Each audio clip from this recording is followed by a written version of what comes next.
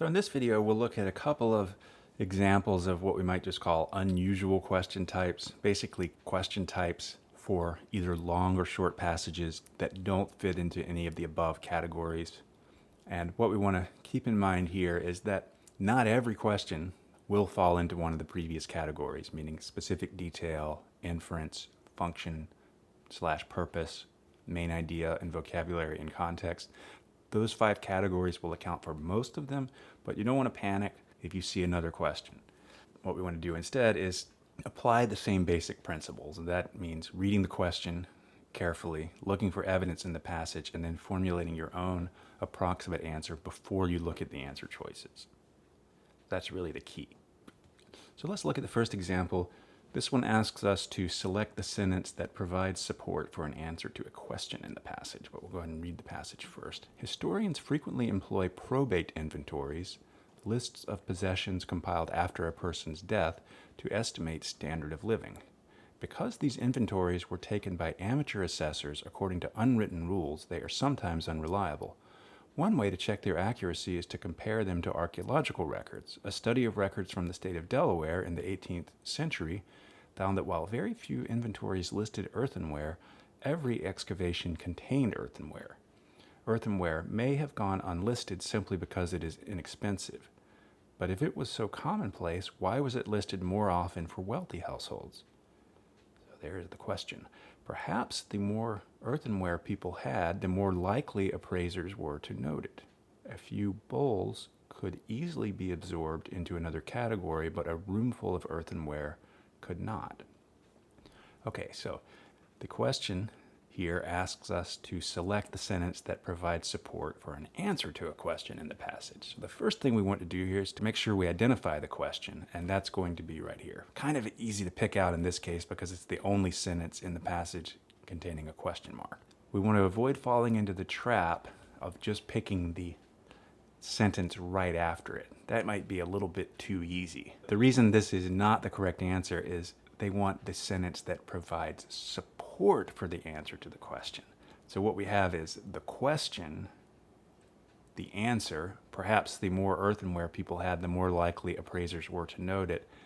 The sentence after it is providing support for that. A few bowls could be easily absorbed into another category, but a roomful of earthenware could not. So that's going to be the sentence that provides support. So again, kind of an unusual question format, but we want to be on our toes and able to respond to these unusual question types. Now let's look at another one here.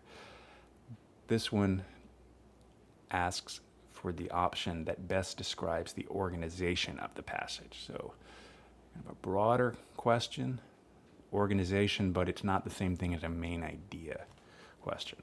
So what we note here, so we read this passage in an earlier video, but we'll just take a broad look at it. So the first paragraph is introducing the reader to James P. Johnson and noting that he was not just a blues and jazz composer, he also had these other elements to his composing style.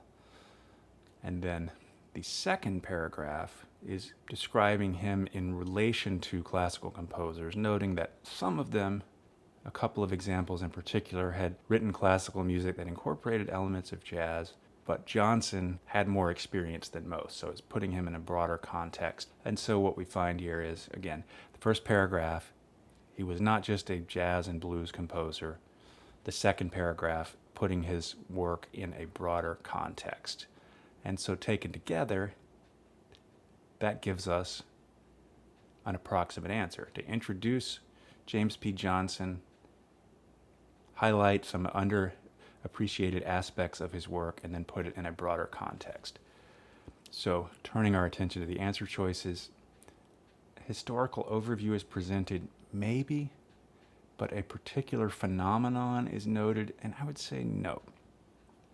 I mean, particular phenomenon is kind of vague, but we don't really see a particular phenomenon here. That's not a very good match. A popular belief is challenged. No. There's no real popular belief to speak of in this case.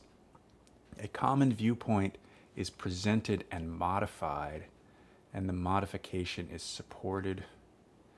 Well, maybe the common viewpoint is the idea that he was an important blues and jazz composer. The modification is the idea that he was also an innovator in classical music, and then that is supported in the following paragraph. So we certainly don't want to get rid of that one.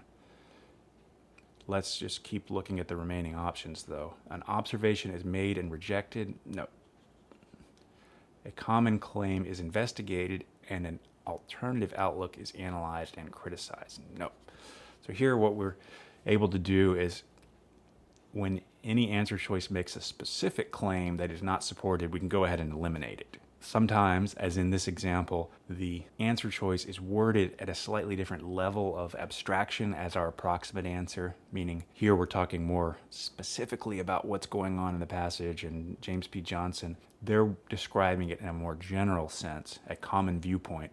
But once we look back at our approximate answer and back at the passage, we do see that that is a good match. And then again, we're able to eliminate the others based on not being a good match. So those two strategies sort of work together.